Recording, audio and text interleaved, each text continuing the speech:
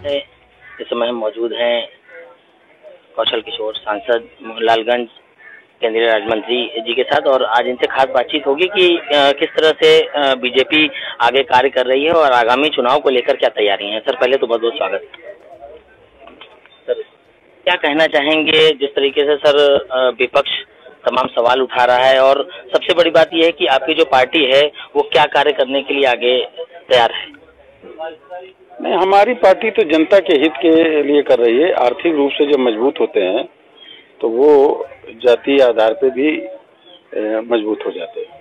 तो आर्थिक रूप से मजबूत करने के लिए रोटी, कपड़ा, मकान, जरूरत की चीजें उपलब्ध कराने का काम हमारी सरकार कर रही है। इसलिए मुफ्त में बिजली के कनेक्शन दिए, शहर क्षेत्र में 24 घंटे, ग्रामीण क्षेत्र में 18 घंटे बिजली हमारी सरकार दे रही है।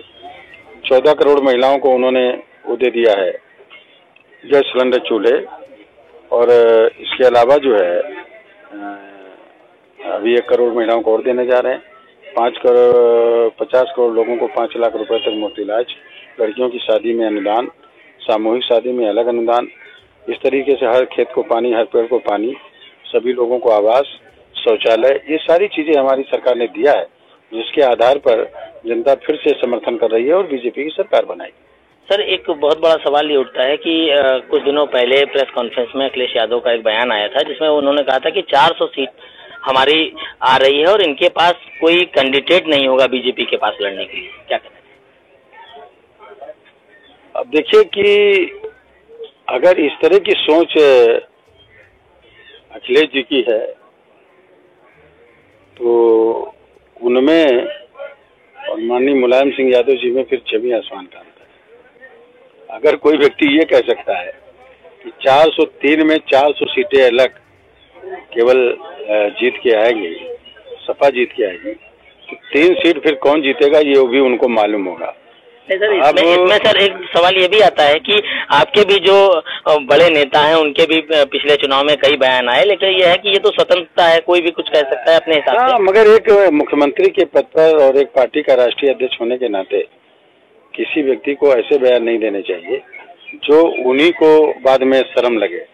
मैं कह रहा हूं कि ये सही है कि हम 45 सीट से बीजेपी 2017 में 325 सीटें अलायंस में पहुंची, जिसमें 300 सीटें बीजेपी जीती। हम जीते हैं, फिर भी हम उतनी बड़ी बात नहीं करते, लेकिन फिर कहते हैं कि बीजेपी फिर 300 से ज्यादा सीटें जीत करके आएगी और उनके जो वोट बचा हुआ है उनका, उसमें उनका बेस वोट वो भी हमारे साथ बड़े पैमाने पे आ रहा है।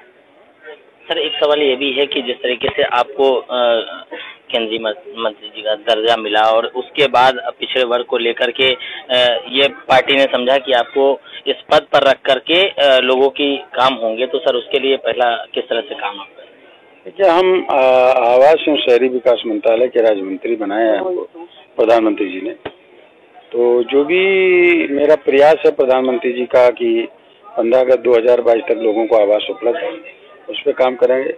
और जो अमृत योजना के तहत जो शहरों का डेवलपमेंट होना है, जिसमें 500 शहर चुने गए हैं 1 लाख आबादी वाले, उन शहरों का डेवलपमेंट अमृत योजना के तहत, और स्मार्ट सिटी जो 100 चुने गए हैं उनको स्मार्ट बनाना, उस पर काम करना। इसके अलावा जो हमारी सरकार है ये कर रही है कि जो ग्रामीण क्षेत्र से शहर में आकर के जाते हैं, रहते हैं, मजदूरी करते हैं, फुटपाथ पर लेते हैं, इसमें प्राइवेट बिल्डरों को शामिल किया जा रहा है कि उनके लिए वो किराए के आवास बनाए और जब तक वो रहें तब तक उनसे किराया लें और फिर वो जब अपने घर वापस जाए तो दूसरे को किराए पर दे सकते हैं, ताकि उनको रहने की व्यवस्था मजदूरी करते समय भी हो।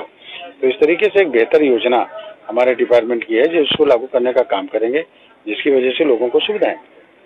सर एक बीजेपी पार्टी की तरफ से एक 2022 को लेके एक चर्चा चल रही है जिसमें काफी लोगों के टिकट को लेकर भी बात चल रही है कि टिकट कटेंगे जो काम नहीं कर रहे हैं। इससे कितनी सहमति है आपकी?